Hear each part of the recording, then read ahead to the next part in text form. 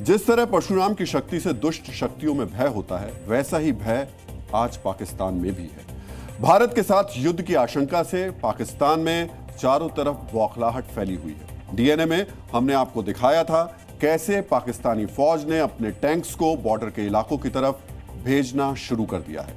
आज हम आपको पाकिस्तानी फौज की वो तैयारी बताएंगे जो मुनीर की सेना की कमजोरी को एक्सपोज करती है। पाकिस्तानी मीडिया और एक्सपर्ट्स दावा कर रहे हैं कि असीम मुनीर की फौज ने पाकिस्तान के रिटायर्ड फौजियों को सर्विस में वापस बुला लिया है। यह भर्ती पाकिस्तान के रिटायर्ड फौजियों की संस्था पाकिस्तान एक्स सर्विसमैन सोसाइटी से की जा रही है।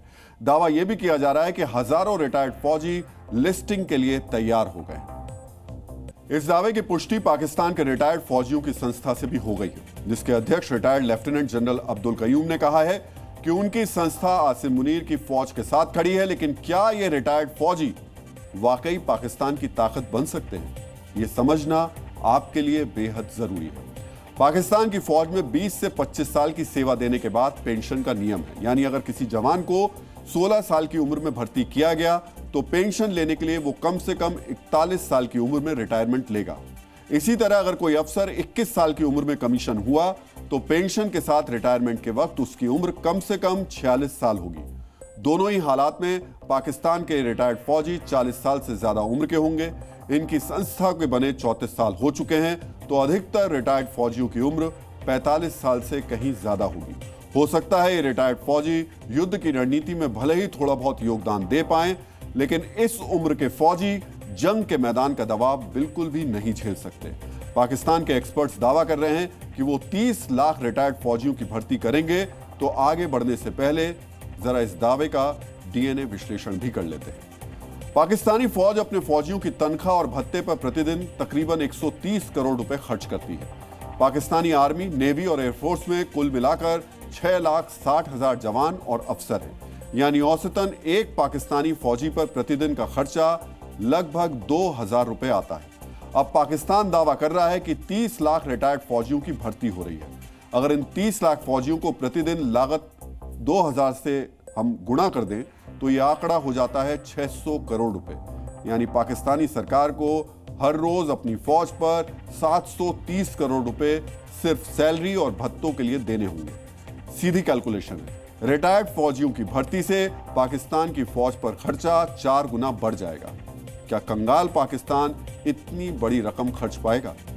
यह मुश्किल लगता है। लेकिन एक सवाल यह भी है कि आखिर पाकिस्तानी फौज को रिटायर्ड फौजियों का सहारा क्यों लेना पड़ रहा है? इस सवाल का जवाब भी आपको बहुत ही ध्यान से देखना चाहिए।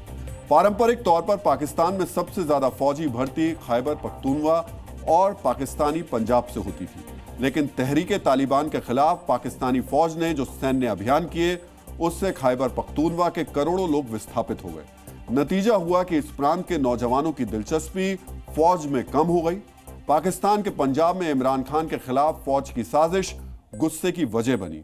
चुनाव में हेराफेरी और इमरान की गिरफ्तारी से लोगों में नाराजगी फैली और पाकिस्तानी पंजाब से भी सैन्य भर्ती में गिरावट दर्ज की गई। इस नाराजगी की एक तस्वीर पिछले साल भी सामने आई, जब इमरान खान के समर्थकों ने पाकिस्तानी फौज की छावनियों पर हमले कर दिए और बड़े सैन्य अधिकारियों के बंगलों को तबाह कर दिया।